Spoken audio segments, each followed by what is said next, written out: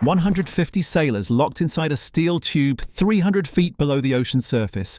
No sunlight, no fresh air, no escape for 90 days straight. But here's what nobody tells you. The submarine you think you know, that's just the surface.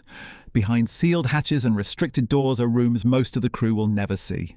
Space is so classified, so dangerous, so psychologically intense that access is granted to only a handful of people.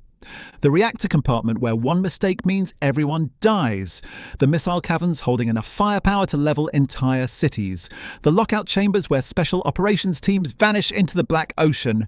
The sonar rooms where analysts listen to sounds that could start World War III. These aren't just hidden rooms. They're the beating heart of the most lethal machine ever built. And today, you're going inside. Chapter 1. The Missile Compartment. Walk into the center of an Ohio-class ballistic missile submarine and you'll find yourself standing in a cathedral of annihilation. 24 vertical tubes, each one 3 stories tall, each one holding a Trident II missile, each missile carrying multiple nuclear warheads. This is the missile compartment. And it's not just restricted, it's a fortress within a fortress.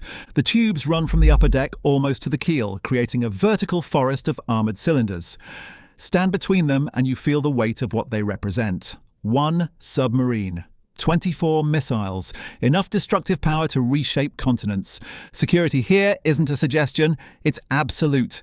Cameras monitor every angle. Access requires multiple levels of clearance. The entire compartment is surrounded by reinforced bulkheads designed to contain catastrophic failure.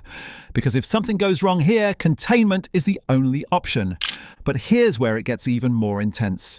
Some of these Ohio-class boats were converted. They're called SSGNs now, guided missile submarines, and the transformation is brutal in its efficiency. Those massive Trident tubes? Repurposed. Some now hold up to 154 Tomahawk cruise missiles. Others became something even more secretive. Lockout chambers for Navy SEALs, equipment storage for special operations gear, mission control cells for planning strikes that will never make the news. Inside these converted tubes, you'll find rebreathers, underwater vehicles, weapons systems, and staging areas where elite operators prepare for missions in complete silence. The tubes become vertical rooms, each one a self-contained world designed for a specific purpose. And here's the thing most people don't understand. Large portions of the crew will spend their entire deployment without ever entering this space. To an engine room sailor, the missile compartment is as foreign as the ocean floor. It's there, they know it's there, but it might as well be on another ship. The psychological weight of working in this space is crushing. You're surrounded by weapons designed to end civilization.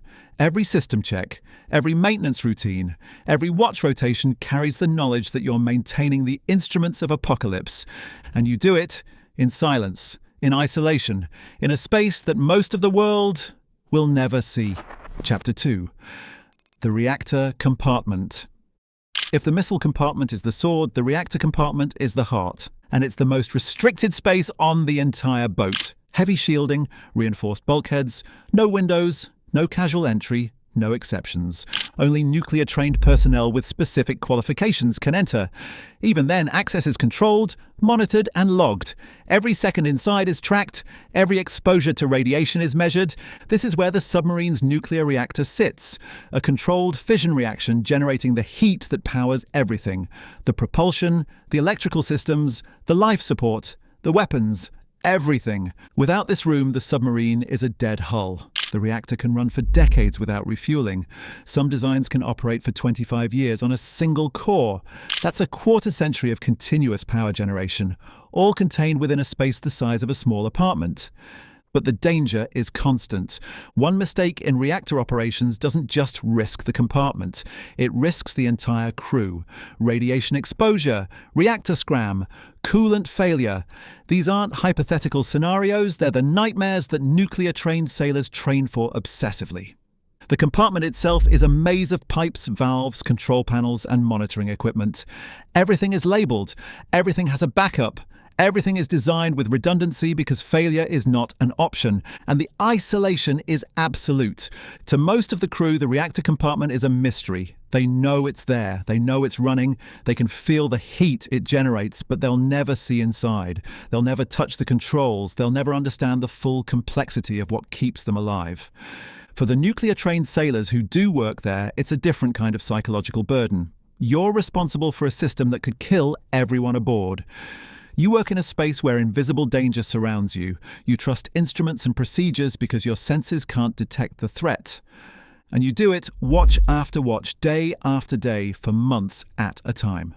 Behind the reactor are the engine rooms and auxiliary machinery spaces, more restricted areas, more complexity, turbines spinning at thousands of RPM, reduction gears transferring power to the propeller shaft, pumps moving thousands of gallons of seawater for cooling. The auxiliary machinery room is a cramped nightmare of pipes, cables, hydraulics, and compressors. It's loud when systems are running, it's hot, it's claustrophobic, and it's essential. Acoustic signature management systems live here too, equipment designed to keep the submarine silent. Isolation mounts, specialized machinery, control panels monitoring every vibration, every sound, every potential noise that could give away the boat's position. Because in submarine warfare, silence is survival. And these hidden machinery spaces are where silence is engineered. Chapter 3. Combat Control. Near the center of the boat, below the sail, is the control room. But within the control room are spaces even more restricted. Combat control, sonar, radio, crypto. These are the hidden command cells where wars are fought in silence. Modern Virginia-class submarines replaced the old periscope towers with photonics masts and integrated combat systems. Now, periscope imagery, sonar data, navigation, fire control, and weapon status all feed into a single combat control area. Large flat panels, multiple consoles, real-time data fusion. Only qualified watchstanders work here. Only certain officers have access to specific systems. For many sailors, even those in the control room, the combat control section is off-limits. This is where targeting solutions are calculated, where enemy contacts are tracked, where the decision to fire is made. The sonar room sits adjacent, usually in a darkened compartment lined with displays and processing equipment. Sonar operators wear headsets, listening to the ocean. They're trained to identify sounds at incredible distances. The cavitation of a propeller, the machinery noise of a surface ship, the subtle acoustic signature of another submarine. Behind the consoles are racks of classified signal processing equipment. Digital systems that analyze, filter, and enhance underwater sound. This is the submarine's primary sense, its ears in the darkness. And the information gathered here can change the course of conflicts. The radio room and crypto spaces are even more restricted. Small compartments crammed with transmitters, receivers, encryption gear, and secure terminals. Communications are handled under strict radio silence protocols. When messages are sent or received, they're encrypted with systems so classified that even discussing them requires clearance. Crypto material is stored in safes. Access is logged. Personnel are vetted, because compromised communications mean compromised operations. For most of the crew, these spaces are invisible. They know communications happen, they know sonar is tracking contacts, but they'll never see the equipment, never touch the controls, never know the full picture of what's happening in the ocean around them. It's compartmentalization in the most literal sense, and it's essential for security. Chapter 4. Escape trunks and lockout chambers. Submarines are designed to stay submerged, but they're also designed for the possibility of disaster. Escape trunks are small vertical chambers that function as high-pressure airlocks. They're the last resort for a crew trapped in a disabled submarine. Each trunk can hold 6 to 8 people in an emergency. The process is brutal. The compartment seals. Water floods in until pressure equalizes with the ocean outside. Then the hatch opens and survivors exit using escape suits, ascending to the surface. It's terrifying, it's dangerous, and it's the only way out if the submarine can't surface.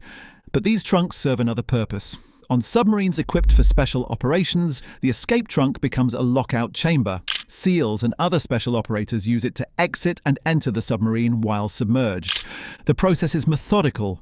Operators gear up in the trunk, the space floods, pressure equalizes.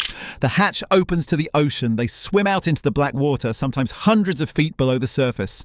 And the submarine continues its mission, invisible and silent. Some boats carry dry deck shelters. These are large cylindrical modules attached to the hull, creating additional lockout space and storage for swimmer delivery vehicles and mission equipment. Inside these shelters are dedicated bays that look like hidden rooms to most of the crew. Equipment racks, diver gear, specialized tools, mission planning spaces. Only the special operations teams and their support personnel ever see these areas. To everyone else, they're just sealed compartments somewhere on the boat. The psychological reality of using these spaces is intense. You're exiting a submarine deep underwater. You're swimming in total darkness. You're trusting your equipment, your training, and your team. And if something goes wrong, you're on your own. Chapter 5. The Psychological Spaces. Not all hidden rooms are about weapons or machinery. Some are about survival of a different kind. Submarines have small compartments set aside for psychological decompression. Informal spaces where chaplains, medical personnel, or senior enlisted can talk privately with sailors struggling with the isolation. These aren't official counselling rooms. They're just quiet corners. Small spaces away from the berthing areas, and watch stations where someone can break down without the entire crew knowing. Because the psychological toll of submarine duty is real. 90 days without sunlight, no privacy, constant noise or constant silence depending on where you are, the knowledge that you're sealed inside a steel tube with no escape, the weight of the mission, the separation from family, it breaks people. And these hidden psychological spaces are where the cracks are managed. Some boats also have command continuity spaces, small hardened compartments near the control room with emergency communications and breathing equipment. If a catastrophic casualty occurs, key command staff can shelter there and maintain control of the boat. They're not escape pods, they're not safe rooms in the traditional sense. But they represent the brutal calculus of submarine warfare. Leadership must survive. Command must continue, even if other compartments are lost. From the outside, a submarine is a smooth black cylinder. Sleek. Simple, elegant in its lethality, but inside it's a three-dimensional maze of hidden worlds. Missile caverns holding apocalyptic firepower, reactor compartments generating invisible danger, combat control cells where wars are fought in silence, lockout chambers opening to the abyss, psychological spaces where minds are held together by sheer will. Most of the crew will never see all of these rooms. A sonar technician will never enter the reactor space. An engine room sailor will never work in the missile compartment. A cook will never access the crypto room. The submarine is compartmentalized by design. Security, safety, operational necessity. But it's also compartmentalized psychologically. Each sailor lives in their own small world within the larger machine. They know their space, their systems, their watch stations. The rest is hidden, restricted, classified. And that's exactly how it has to be. Because a submarine isn't just a ship. It's a weapon system, a strategic asset, a platform for operations that will never be discussed. The hidden rooms aren't secrets for the sake of mystery. They're secrets because they have to be. They're the spaces where submariners do the work that keeps nations safe, where they maintain systems that could end the world, where they execute missions in complete silence. And now you know what's behind those sealed hatches, the rooms you were never meant to see, the secrets that 150 sailors carry into the depths, the hidden heart of the most lethal machine ever built. We are committed to releasing 3 videos a week. Like, share, subscribe, and hit the bell icon for more Anchor Watch.